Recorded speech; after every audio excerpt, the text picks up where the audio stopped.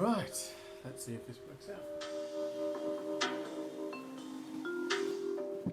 David Race woke up with the biggest hangover he had ever had in his life. He had gone on benders before, back in his officer days during the war, but this was nothing compared to this morning. Last night he had been drinking as if it had been going out of fashion, and in many cases it kind of was.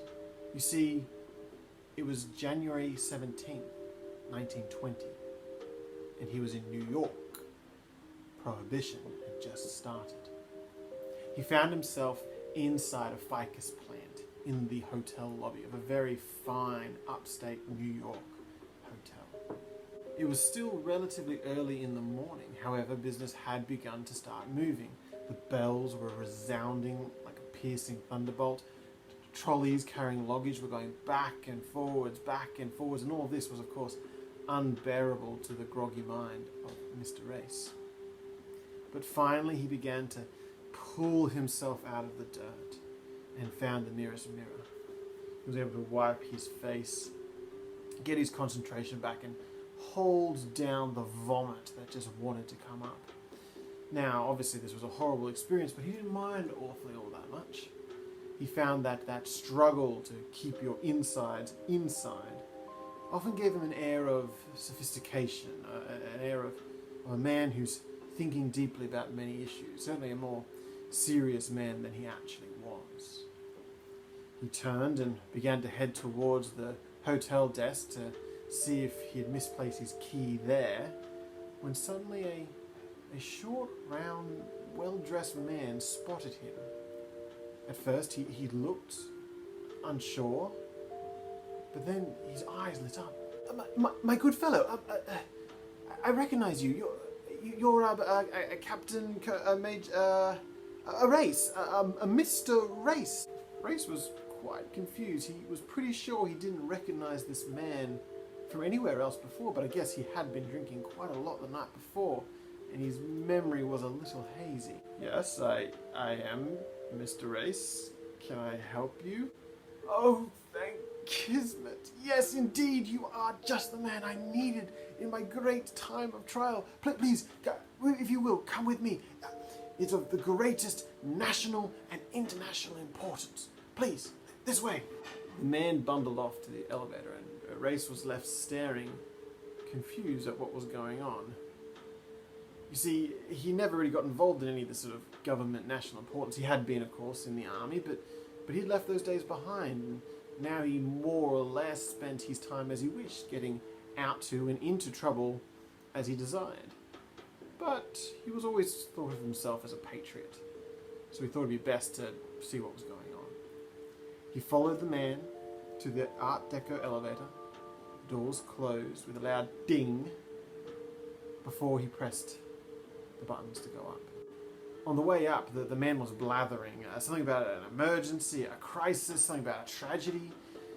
Race could barely keep his mind straight as he felt the jolt of the elevator rise and then come to a stop at their floor. The man proceeded out through the hallway, nicely decorated, trimmed with gold but dark, no windows, and the occasional leftovers of last night's debauchery still on the carpet. They made their way through the hallways to room 227. The man took out a key and he unlocked the door. Now I must warn you that the sight that you're about to see in there is rather unpleasant.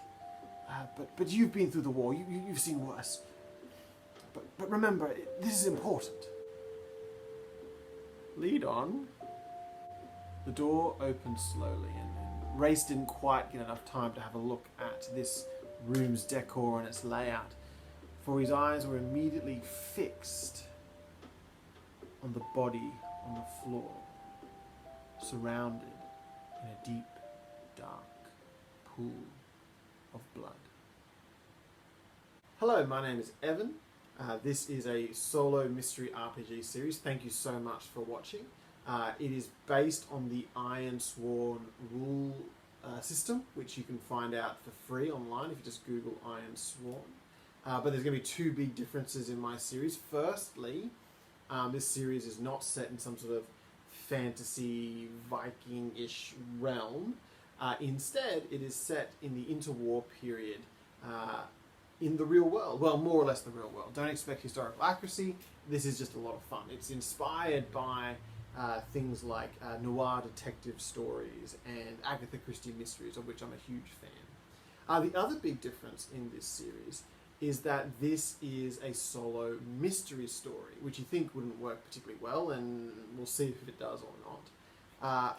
It does not have a set mystery story. Right now, as we're about to play it, I don't know what's about to happen. I don't know even the name of the murder victim right now. I deliberately chose a nice bloody murder to get us started off with, but literally that is it.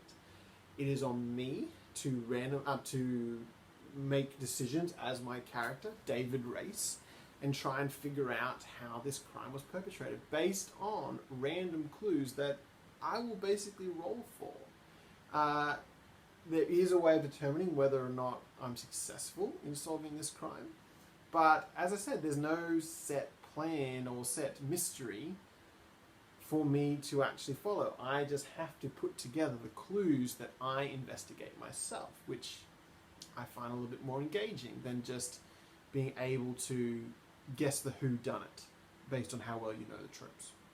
So I have played this character before in like a bit of a test run to see if it works, and it does kind of work, but don't be surprised if I'm sort of making stuff up on the fly in some respects. I played this character, David Race, before. He is inspired by an Agatha Christie character. If you want to look up Johnny Race, this character is he's no good brother, is basically the idea. He's not as upstanding as Race, but nonetheless he does show some of the same detective-y qualities going on. This is, as you probably already guessed, is going to contain mature content. However, I've got a bit of a PG-13 sensibility, so don't expect anything too nasty from this series. And finally, if I can remember what the finally was... Oh yes, finally, this first episode really is me just trying some things out. Really dodgy equipment, as you can probably see. And also, I'll talk through some of the mechanics as they come up. It, like I said, is based on Ironsworn, but there's going to be some differences. It is not as heavily focused on that sort of swords and sandal stuff. There's a lot more, I think, a lot more character stuff going on, a lot more conversational stuff going on, a lot more investigation stuff. But hopefully I can explain the basics of those rules as they come up in this episode, hopefully. It could all go belly up, as we know. It's really all up to the dice, and we'll see if this works out or not. So I hope you enjoy yourself. Get nice and comfortable. Fix yourself something delicious, and we'll get started. Now, of course, with a splitting headache, the sight of the dead body does throw David Race a little bit through a loop. He did not expect to see this early on his drunken morning. But nonetheless, he has seen lots of death before in the war. He's even seen lots of death before outside of the war in civilian life, just the way that he's lived his life in the year or so since the war had finished.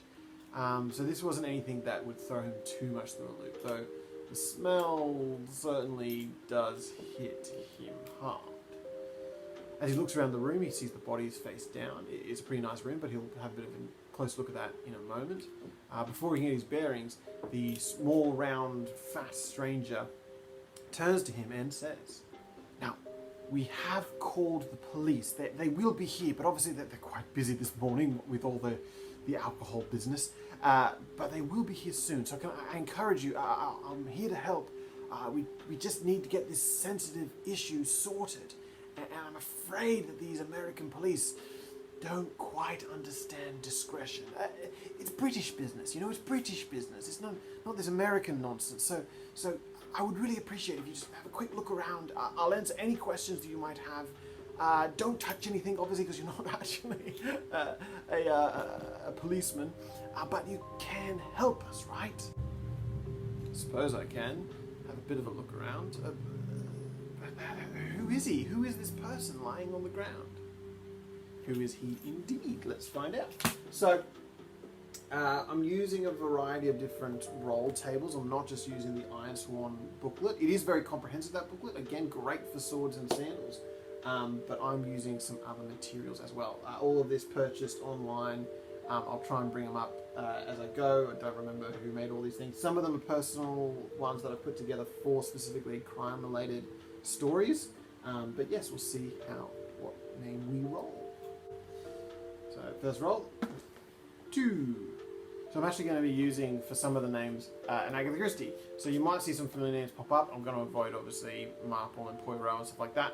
But some of the other characters might be useful. So, 2, 1 name, 2 name, Templeton. Oh yes, the man is George Templeton. He's very important in our business and our affairs. I'll answer those questions, but again, the police could be here any second now. So go have a look around. Just be gentle with Mr. Templeton's body. We've tried to disturb as little as possible, but please help. Race edges away from the very strange man towards the body on the floor, and he begins to investigate the scene. So the driving force in this game are 10 little investigation scenes. Basically 10 events are going to be happening in this story. In those 10 events, I can be gathering any random clues or bits of evidence that I can gather throughout. And then at the end of this mystery, it's my job to put those random clues together into a story, a narrative of how the murder was committed or however the crime occurred. Who did it, what evidence there was that applies to it. Each piece of evidence will be added towards whether I'm successful or not in the crime, but we'll get to that when we actually get to the final, the denouement at the end. But basically, what we're having right now is the first incident, the first scene. In it, I can investigate rooms, I can talk to people, but at the end of this little incident, I'm going to be marking down on my little tally sheet that 1 of 10 incidences have occurred. Basically, this is a ticking clock. Obviously, if I could have a free range just to gather as much evidence as possible, keep gathering evidence, I could eventually come up with any case that I wanted to, based on all sorts of roles. However, to put a little bit of limitation and actually bring back a game element, a G element in this RPG, I only have a set amount of time, like mechanical time, in order to solve this mystery. So I'm going to investigate the scene, we're going to check out the body, we're going to check out the room, I'm going to probably have a conversation with the random British rolling man, and all of this, because it's happening in the one sort of time, is going to be one scene. Not every scene will be this comprehensive, but again, this is an opportunity to sort of show off how this system works. Crime.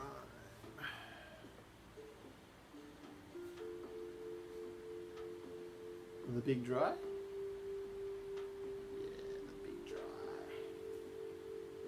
So David Race approaches the body. Again, it's face down, covered in blood. It's going to be some sort of weapon wound. So it's going to be a gunshot or a knife. Let's decide whether it's a gunshot or a knife. We're going to do this 50-50. Odds knife, evens gun. Odd knife. So it's a knife wound. A horrendous series of knife wounds visible to David Race. He can see the torn clothes, stuff like that. As he approaches the body closer and closer, we'll decide where most of those wounds are. 1, 2 to the body, 3 to the head, 3, 4 to the head, 4, 5 arms. 6 would roll again, you can double it up. So he's got some wounds to the arms.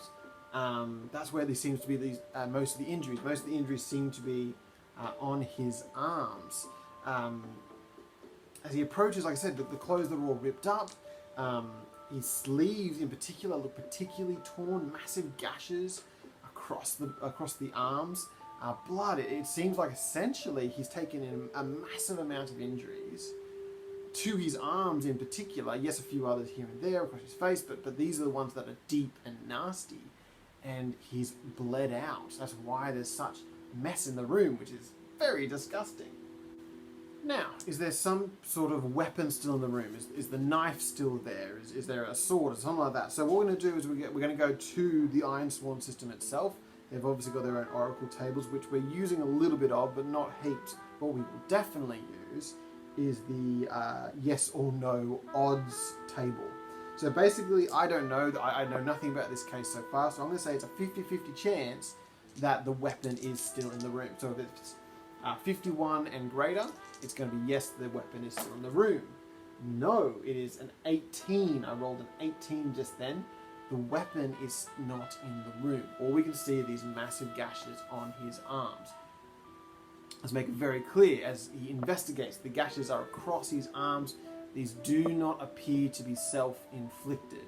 Just the way that they're haphazard, they're random, they're not a deliberate act by anyone, but they're certainly, or they're deliberate in that they're deep and horrible, but they're clearly have not been perpetrated by Templeton himself.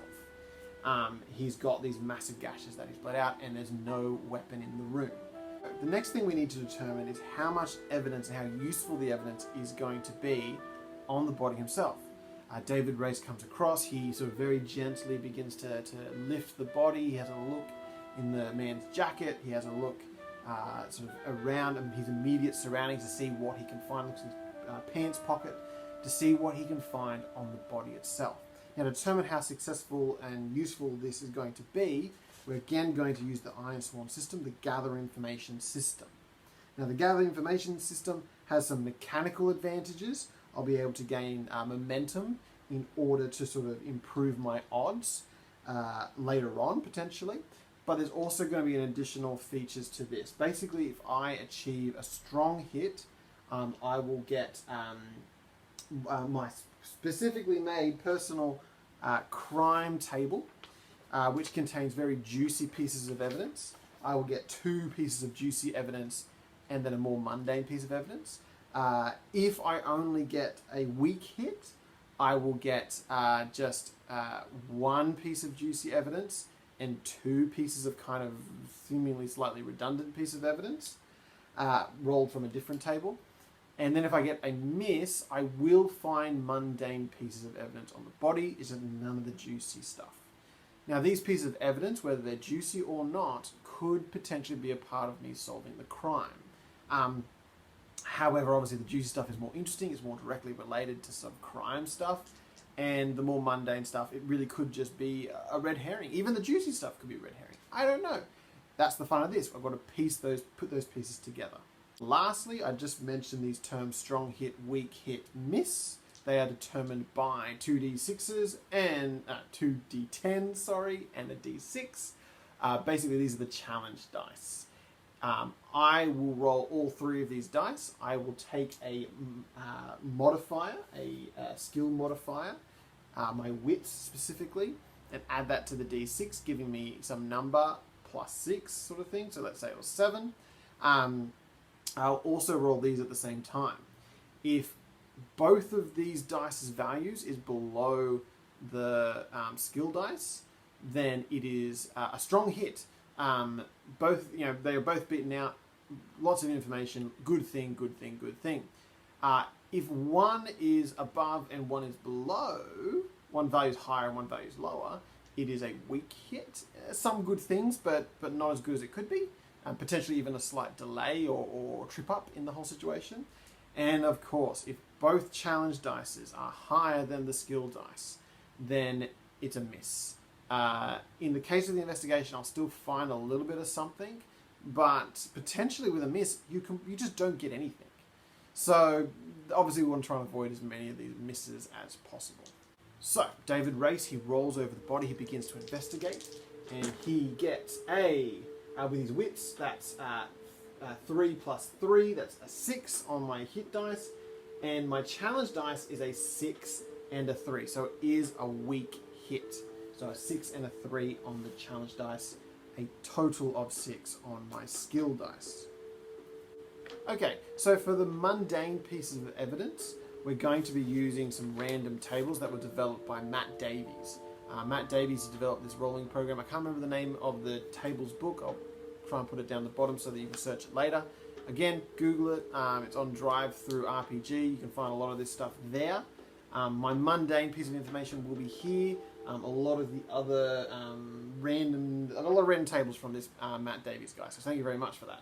And that's going to be where our random pieces of information often will come from. So what do we find? We find on the body a 12, which gives us some mouldy rations. He's got a little bit of mouldy food on him. That's odd. Mouldy food. Mouldy food. So it's mouldy food. Let's roll to determine what it is. So lower will be vegetable, middle will be meat, upper will be some sort of carbohydrate type thing. It is mouldy meat. So it's mouldy meat. That's weird. He's got mouldy meat in his pockets. That's odd. So that's one. Another mundane piece of information. 44. Alright, so he's got a fur coat. It says bearskin coat. This is for a fantasy world. I am going to sort of update it to like a 1920s type environment. So we're going to say he's got a piece of a fur coat. Is it just a piece? Is it just a piece of fur coat? 50-50? Or it's 100? Yes, it is just a piece of fur coat. So he's got on him this scrap of fur. A scrap of a fur. Now, I do mean that as like a piece of clothing fur, you know what I mean? So a scrap of fur. So already very weird piece of evidence, to be perfectly honest. That was the mundane list. So let's get to the juicy stuff now. Let's see what else we find on this body. And let's give it a roll. This is my juicy list. This is just sort of random crime-related things. Just based on, like, I've read and I've watched lots of crime stories. These are the kind of things that you sort of see in those sort of stories that may not just be on a random list. So one thing from the juicy list, what have we got? We've got ourselves a knife. He has a knife. He has a knife on his person, a switch knife. Now the question is this switch knife used? Like, is it clean, or is it has it been involved in a fight? So let's ask that question. Has it been involved in a fight? Now I'm going to come back to the Ironsworn table, the yes or no one, and I'm actually going to bump up from just a 50-50. He's been gashed on the arms. He's got pieces of meat in his pockets. There's kind of a story forming in my head, a really random one. He's got a knife. Surely if he was being attacked, he would have gotten that knife out. Surely that's what would happen. He bled out, though he didn't like just die instantly. So I'm going to say that it is likely that this knife has got signs of a fight on it. So that's 26 or greater. We got ourselves a 29. A 29.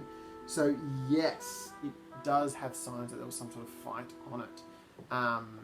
As I take it, like as Race finds it, he doesn't touch it because he knows about fingerprints and all that sort of stuff. So he very carefully sort of uses like the coat itself to try and pull it out and have a look. The switchblade is open.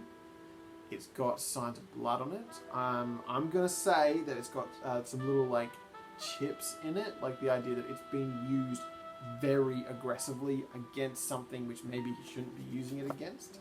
So we've got ourselves a bloody switch knife, a used bloody switch knife. Okay, so that's all we find on the body itself. Again, pool of blood around it. These massively gashed up arms. He's bled out. Why didn't he call for help? Why didn't he call for help? That's very odd. But what's even odder is he seems to have all this weird mouldy meat. That stands out. Mouldy meat, a battered knife. Look, I've got to be honest with you, I'm picturing like something out of the 1960s Batman where like someone's let a tiger on this guy, but that seems very unlikely. But again, gashes on the arm, what's happened here? Why has he got the mouldy meat? What's the fur coat all about? They all could be red herrings, for all we know, but I don't know. We'll find out. So, David Race then gets up from the body. The smell's pretty bad. The hangover is still lingering, so that smell of that irony blood. He's normally okay with it, but right now he's really struggling to keep his stomach down, but he's doing it. And again, he's that nice pensive face, like, oh, yes, very interesting. But actually inside he's going, I feel like vomiting. But he gets up and he moves away from the body. He sees the short, round man sitting off to the side, looking very nervous. I think what we're going to do is we're going to investigate more of the room itself. Okay, we're going to investigate more of the room itself. I want to try and get as much evidence put together as I can. I'm going to talk to the short, round guy.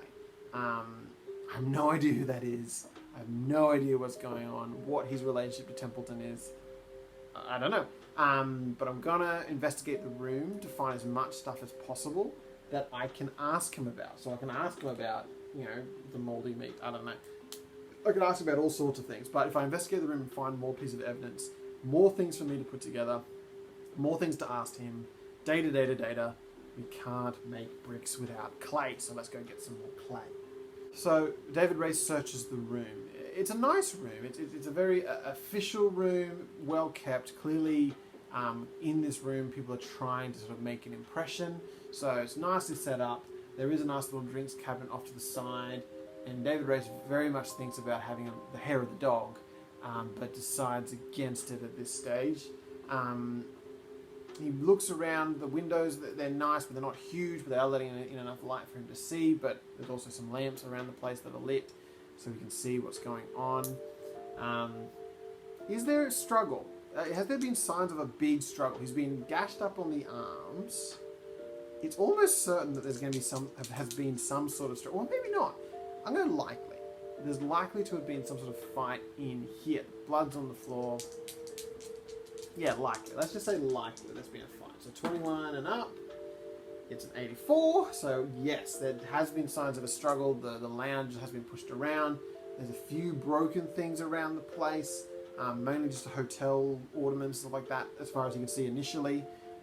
There does seem to have been some sort of struggle. Signs of a struggle. But now he's actually going to investigate the room. He's just going to poke around. Again, he's being very careful not to touch anything. And if he does, he's sort of using like a handkerchief to sort of turn things over to have a look. It's a typical sort of hotel office type suite. I'm going to say probably some work has been done in there, but it's mainly a space used for sleeping. So let's do a gather information roll. Let's see how we go. +3. Ooh, +3 to a 1. That's not very good. But the challenge dice is a 9 and a 1. So that's 4 on the skill, a 1 and a 9. Which means it's a weak hit. Again, it's a weak hit. A little bit of advantage there. But again, we're going to find some mundane stuff and only one piece of juicy. One piece of juicy. We like the juicy, but only one this time. So once again, we're using Matt David's random tables. We're using the nobleman's bedchamber. We'll update it for the 20th century. What do we find? Mundane evidence. We've got ourselves a 4, a family crest. Okay, a family crest. We're going to update this to the 20th century. Let's say it is, oh, this is going to be sad, a family portrait. A little family portrait, a little photo. So we find this little photograph. It is a picture of a family. Right, so a family photo. Now the question is Templeton in this photo? Is Templeton in this photo? Let's go 50-50. Let's find out.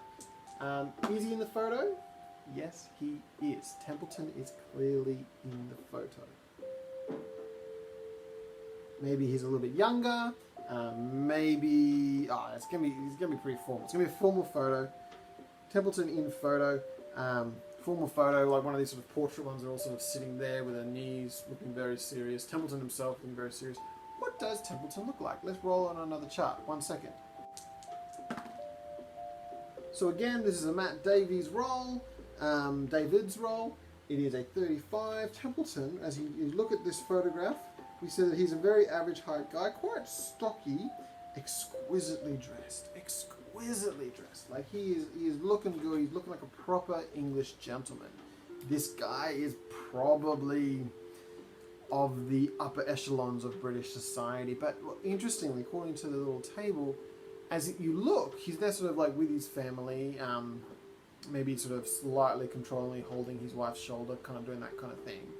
And when you look on his hand, the photo is good enough that you can see there's some scarring on his hands. He didn't notice it when he was investigating the body because, like, obviously the big gashes and the blood everywhere, it's kind of hard to tell. But in the photo, you can very clearly see Templeton has scarred hands.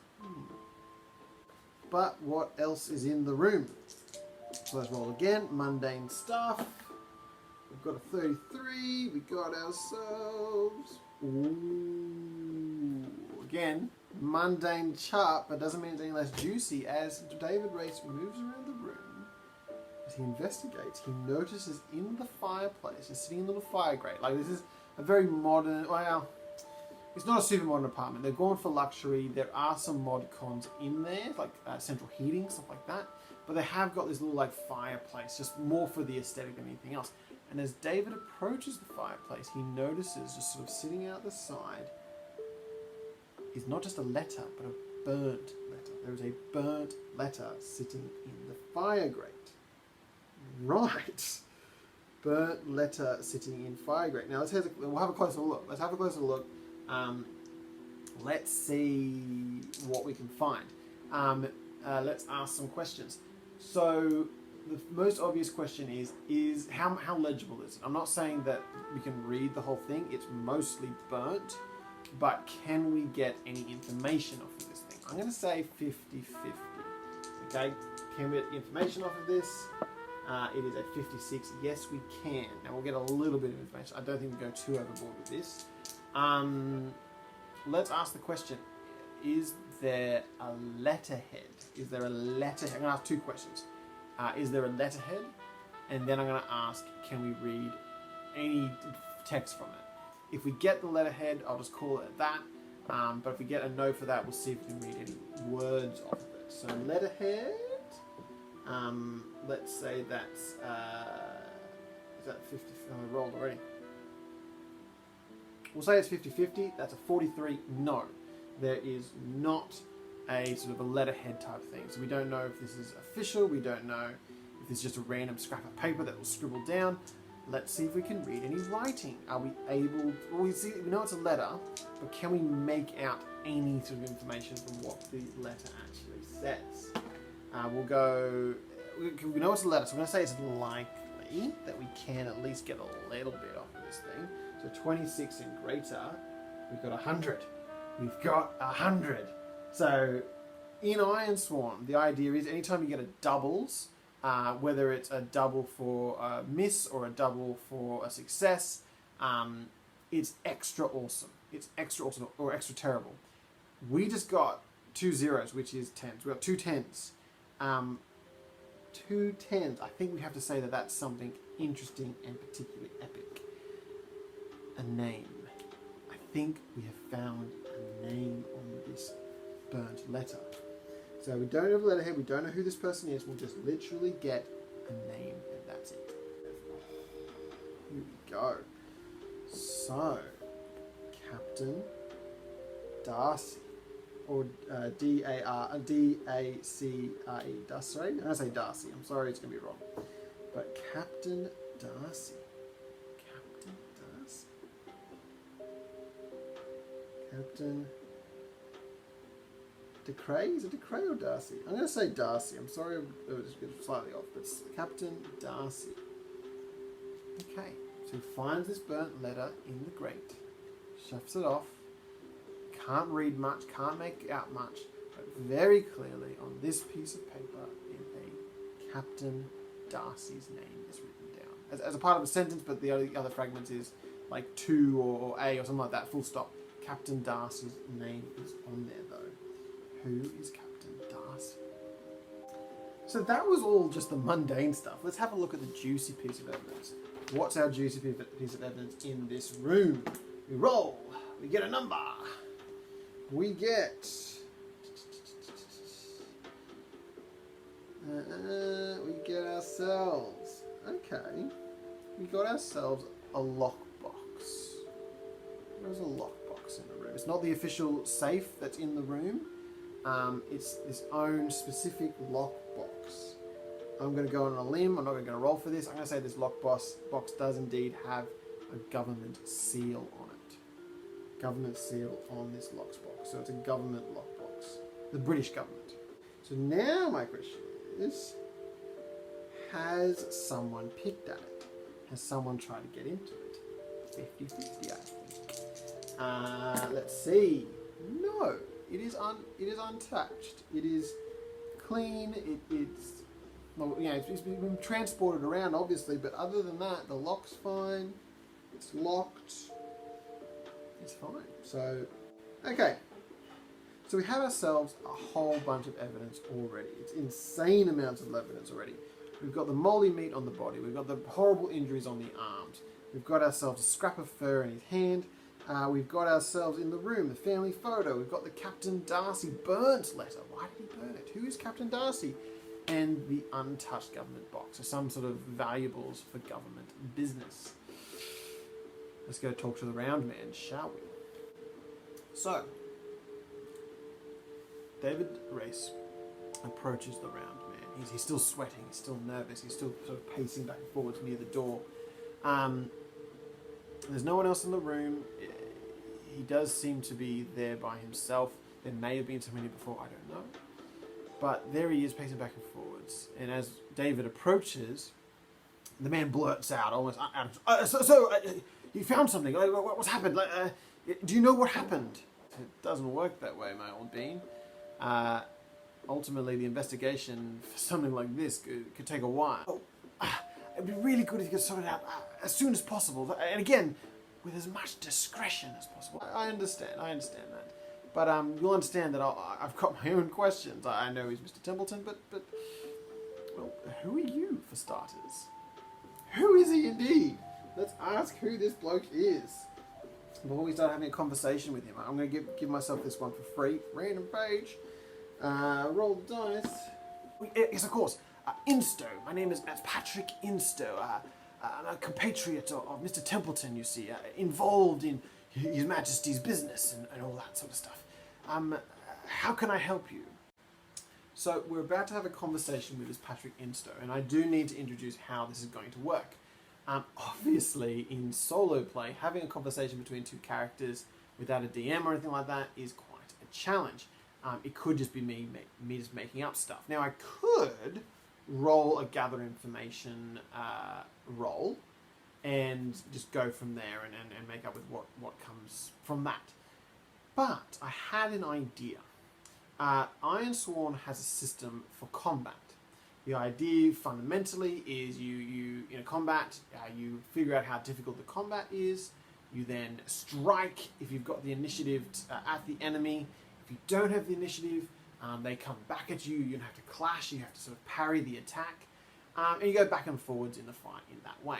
I decided we'd do something similar with the conversation. Basically, it's going to work like a combat. There are going to be strikes in which the character, the PC character, is going to ask a question, make a statement, something like that. And when they ask that question, they make that statement. If they get a strong hit, they'll get an answer, more or less. But if they don't get a good hit, they'll be on the back foot. It'll be them being questioned instead. And now with the clashing, you're going to be answering their questions in the conversation.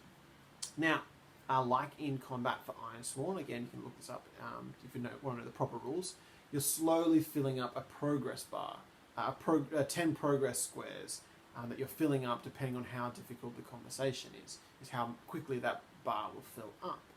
At the end of a fight, you do have a thing called finish the fight. You don't roll your skill dice. Instead, you just roll the challenge dice against how many of those 10 squares you manage to fill up. And depending on how successful you are, is how successful the fight is. So what we're going to do in this conversation is, my goal is to fill up that bar as much as I can before the character loses interest. It's my own sort of a variation on the threat meter, which is also in Ironsworn. Basically, any time I lose initiative or something bad happens, the person's going to get a little more standoffish, okay? I'll only have 5 chances where this person will be like, hold on, do you even know what you're talking about? That kind of thing. 5 occasions where that will happen. So I've got to fill up that bar as quick as I can without losing those 5 sort of questioning, losing interest from the other person. At any time I like, whether these 5 conversation enders are spent or not, I can try and finish the conversation. So again, I'll roll challenge dice against how filled up that bar is, and what I will do is the character, the PC character, will ask one final question. One final question, a big one that's going to be really important as far as I can discern for the story. And when I ask that question, if it's a success, they will straight up answer it, obviously. If it's a weak hit, they'll answer it. There'll be some sort of complication. It won't be entirely clear. If it's a miss, they just won't answer the question. And that person will sort of shut up and they just walk away. And that's the end of that conversation. Now, throughout the conversation, at any time, there'll be moments where the conversation will bring up maybe a name or a piece of evidence or a location, something to help the investigation. Any information that they give over could be used in my investigation. I'll roll on tables if I have to decide whether or not the information is useful or not. It doesn't have to be just that last question that's used. It's basically anything that comes up in the conversation can be used as evidence. Now, before we start, let's actually get a bit more information on this Patrick Instow. Not information about the crime, but about him as a person. So for that, we're going to be using the UNE, the Universal NPC emulator, in order to create our character. Now, the UNE, I can't remember who was created. I'll hopefully put it down the bottom somewhere you can see it. Again, fine on Drive-Thru RPG. You're rolling on a bunch of tables again to determine certain qualities of this person. Now, we don't know all that much about Mr. Instow, Mr. Patrick. So from the beginning, David might not know this information straight up, but we will know that Mr. Instow, aside from being nervous because of the murder investigation, is uneducated. He is an uneducated, now he's an official, but like, what has he been in his life? Like where does his family come from, sort of thing. So he is an uneducated.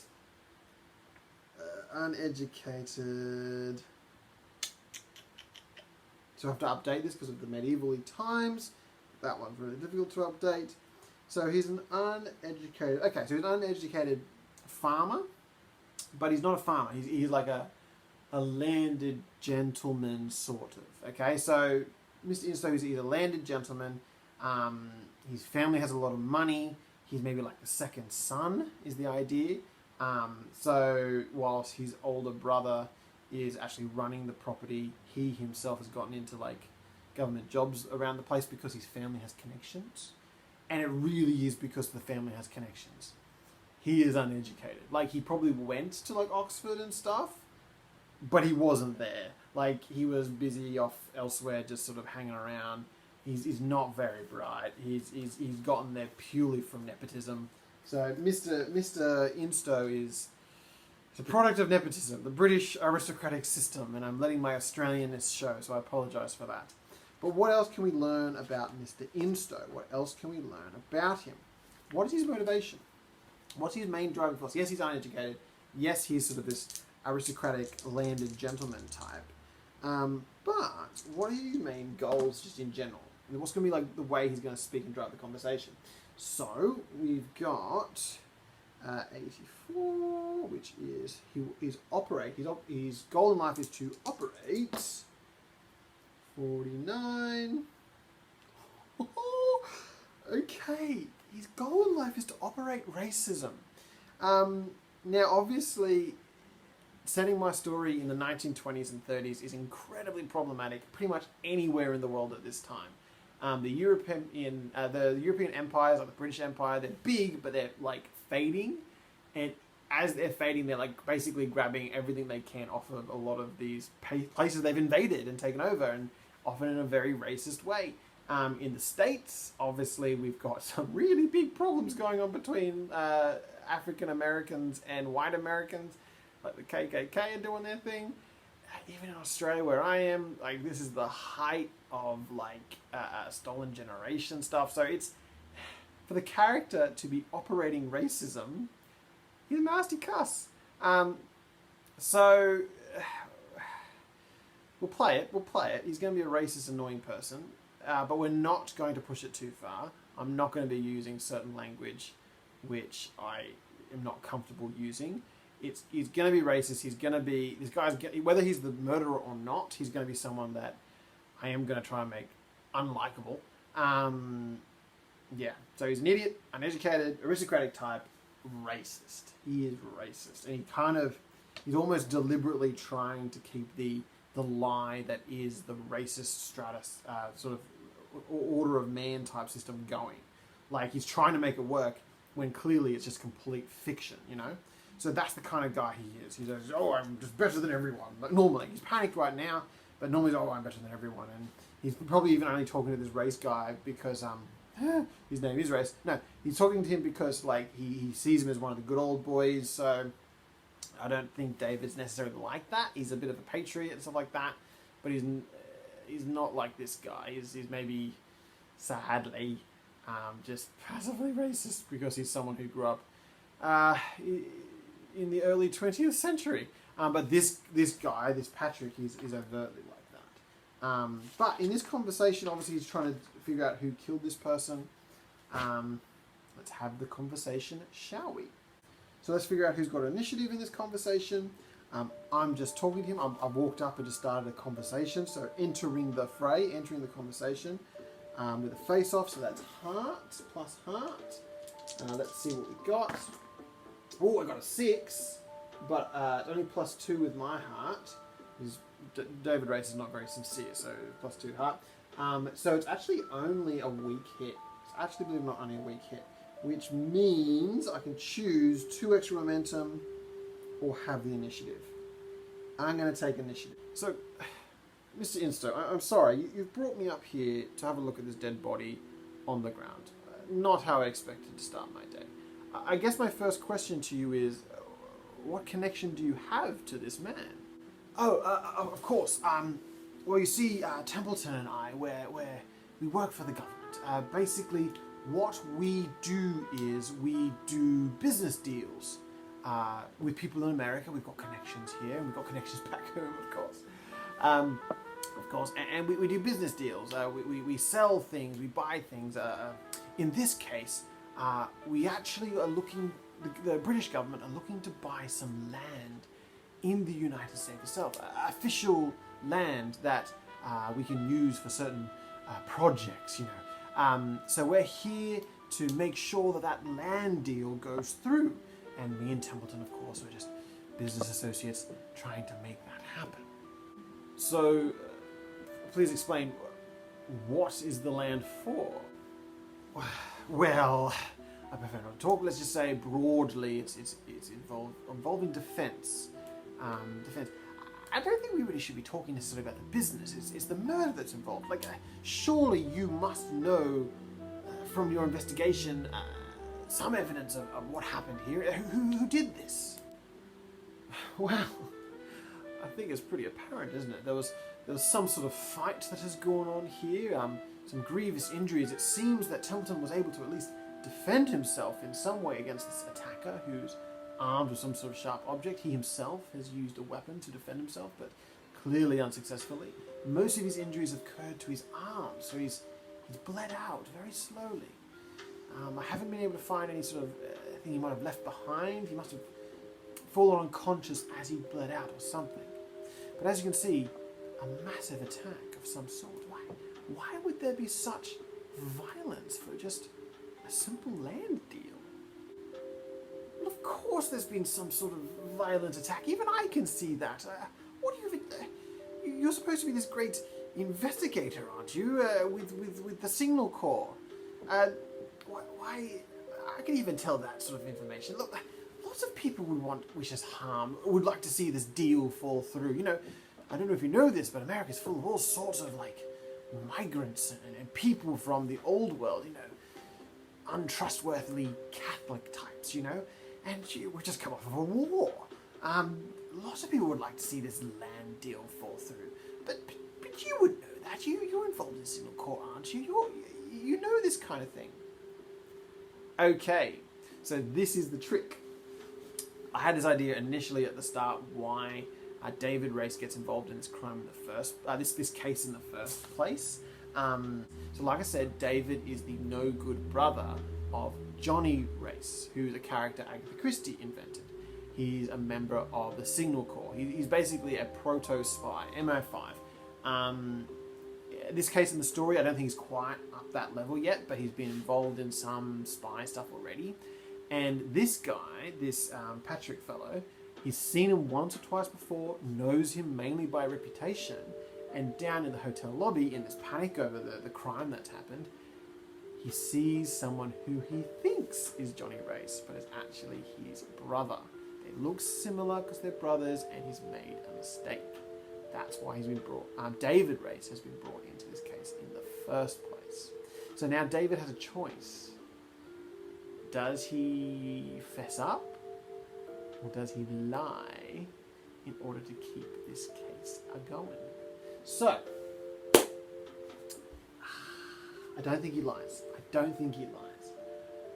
But he is kind of going to blackmail it a little bit. Signal Corps. Oh, my good man, you've got me mistaken. I'm sorry. What do you mean? What do you mean I've got you mistaken? I am indeed a race, but I'm not the race that you're looking for. My brother, John Race, he works for the Signal Corps. He's involved in a lot of shady government stuff like this. I'm his younger brother. I was in the military, yes, but no, I think you've got me mistaken for the wrong man. Damn it! Oh, what have I done? And you can't know any of this. I mean, you're not clear. You're not clear. I mean, what am I to do? Like, you've got to swear as a gentleman. Of course, as a gentleman. No, I understand that this is government business. This is very important, and I still believe that I can help you if you let me. Why should I let you be involved? I mean, the secrets, it's classified, and discretion. Remember discretion? I remember discretion. And I remember it so well that I understand it should be kept discreet. That you just let a total stranger into a crime scene that involves His Majesty's business. I mean, I myself have connections to, of course, my brother, John Race. I talk to him occasionally. Imagine if it got out that you, as a government official, let a complete stranger into a volatile political situation. Look, I'm willing to help, but I don't think you have much of a choice now, do you? I see you've got me over a barrel here, Mr. Race. I have no choice. Look, we could still do this. We can still pull it off, but you have to swear to me that you will bring all information to me first. I need to be the one that makes the official call. I am the one that has been appointed by His Majesty, and I am the one who needs to make the final decision on whatever happens in this case. So can you swear to me your loyalty to, not just to me, but to the Crown, that any evidence you get, any information, you come to me as your number one point of call? That's shady. Like, I know nothing about this case so far. He could be involved in this, though. He could be involved in the death of Templeton. I don't know that. So his demand for loyalty is pretty extreme, let's be honest. Now, I don't think I can logic myself out of this. He's making an extreme sort of call. I could try and call him out on it. I could try and dodge the issue, maybe, with some edge. But I think I'm going to lie. In style, I'm a loyal subject of the Crown. And I will do anything to see that His Majesty's will is done. You have my word that I will be discreet. I will see this case solved, and I submit to your authority as an appointed member of His Majesty's court. Do you trust me? Right. Well, that's damn peachy of you then. Well, with that out of the way, what do we do now? Okay, so here we go. We've filled up our conversation bar. Technically, I need to win back initiative, but at this stage, I think we can kind of say narratively they've got some agreement. I need to find my next lead. Okay, I have no leads. I've got the random meat that's in his pocket. I've got photos of his family. Captain Darcy. I've got Captain Darcy.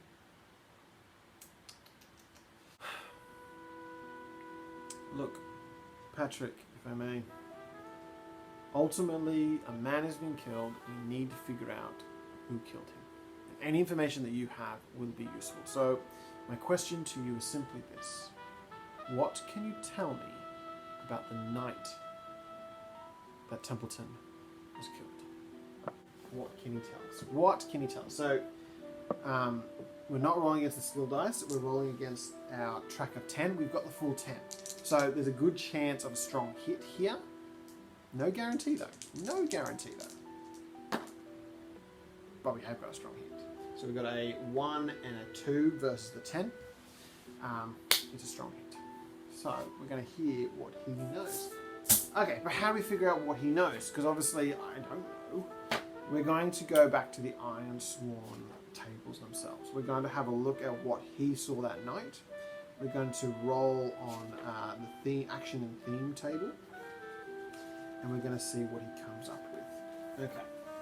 So, what he saw that night. The action was 36. Suppress. So what he saw was something about suppress. Suppress. 66. Community. Suppress community. Okay. What does that mean?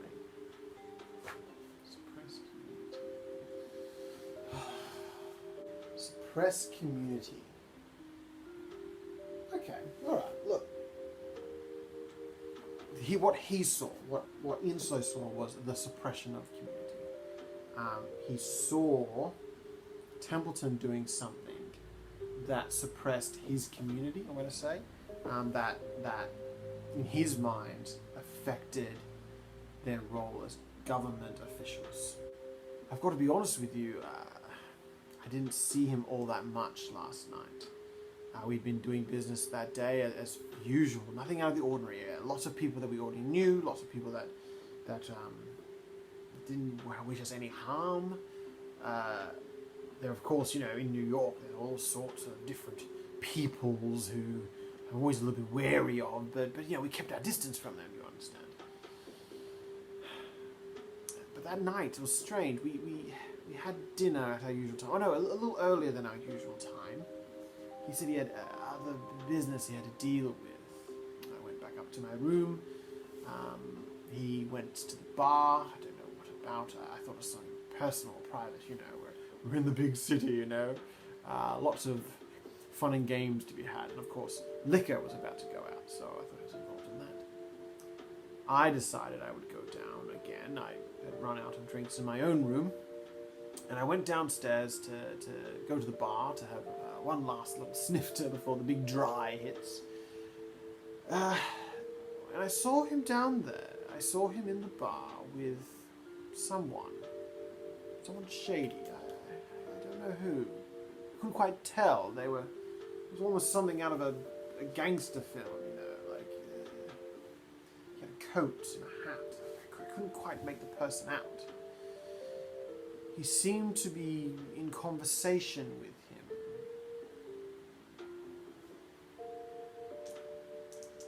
And he passed off a suitcase, you understand, like a little bundle of documents, and he gave it to the man, and the unknown man. The Templeton gave the parcel to the unknown man.